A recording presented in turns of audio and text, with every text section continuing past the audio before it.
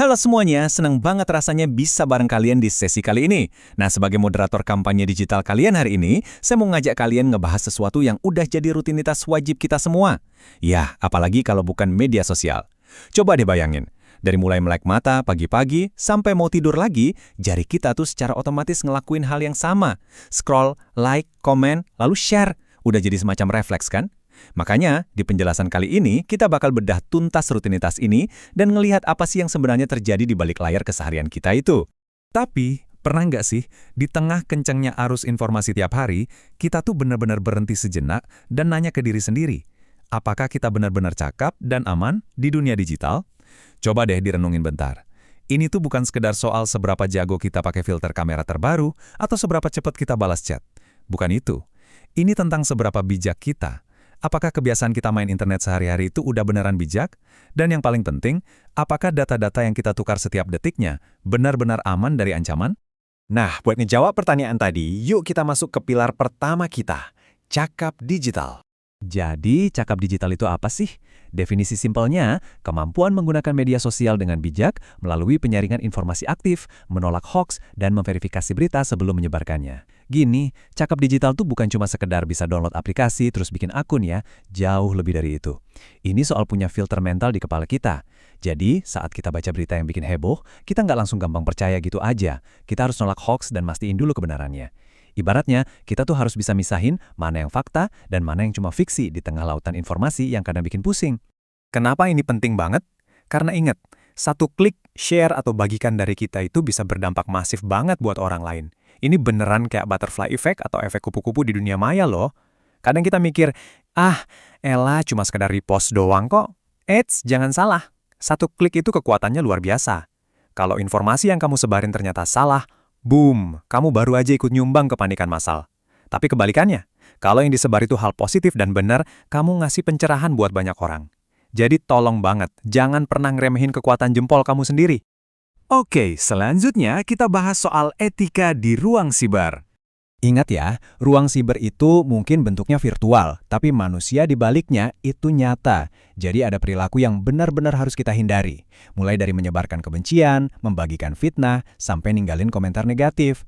Dunia maya itu bukan tempat sampah emosional kita. Bener deh, internet itu pantang banget dipakai sebagai senjata buat nyakitin orang lain. Terkadang karena kita sembunyi di balik layar, kita ngerasa aman, jadi anonim, terus malah lupa sama yang namanya empati. Jangan sampai deh medsos kita jadi tempat yang isinya cuma energi negatif.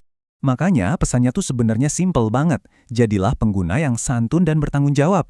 Kita harus ngambil kendali penuh atas diri kita sendiri di dunia digital. Kalau kita beneran pengen internet jadi tempat yang asik dan positif, ya harus dimulai dari kita duluan. Kita yang harus jaga kesantunan dan tanggung jawab atas setiap huruf yang kita ketik dan setiap foto yang kita posting. Setuju ya? Nah, setelah bahas cara kita bersikap, sekarang kita masuk ke pilar kedua kita, aman digital. Aman digital ini fokus pada perlindungan proaktif terhadap data pribadi kita yang nilainya itu berharga banget dari ancaman online, penipuan, sampai akses yang nggak sah. Kalian tahu nggak sih, ada jutaan data yang diretas setiap harinya. Dan lucunya, itu sering kejadian cuma gara-gara hal sepele, kayak kita asal ngeklik link promo abal-abal. Di dunia online, data pribadi itu sama dengan identitas kita, dan itu rentan banget. Banyak dari kita yang tanpa sadar malah ngebuka pintu rumah digital kita lebar-lebar buat dimasukin sama hacker atau penipu. Terus, gimana dong cara ngunci pintu itu biar aman? Gampang. Kita bisa mulai pakai daftar periksa keamanan digital ini. 1. Jangan pernah ngebagi nomor identitas atau alamat ke sembarang orang. 2. Selalu waspada sama link atau tautan yang mencurigakan. Ini biasanya jadi pintu masuk buat virus atau malware jahat. 3. Mata kita harus jeli buat ngawasin penipuan online. Dan yang keempat, ini yang paling dasar tapi sering banget diabaikan, gunakan password atau kata sandi yang kuat. Dan jangan lupa aktifin fitur keamanan tambahan kayak autentikasi 2 faktor.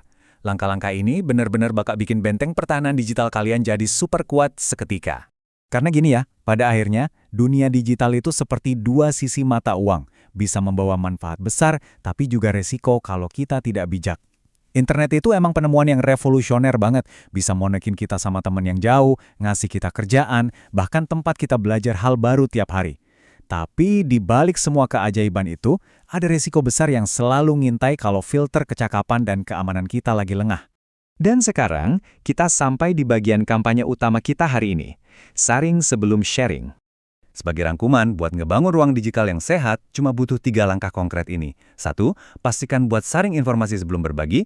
2. Jaga etika online kita biar selalu santun. Dan 3. Lindungi data pribadi kalian rapat-rapat. Kalau kita lakuin langkah-langkah kecil ini dengan konsisten, bareng-bareng, wah, kita pasti bisa nyiptain ekosistem dunia digital yang jauh lebih sehat, lebih aman, dan pastinya lebih positif buat semuanya. Nah, pertanyaannya sekarang buat kalian bawa pulang. Dari ketiga hal tadi, mana nih kebiasaan yang bakal kalian perbaiki mulai detik ini juga? Pilihan ada di tangan kalian ya. Sampai jumpa di obrolan kita berikutnya.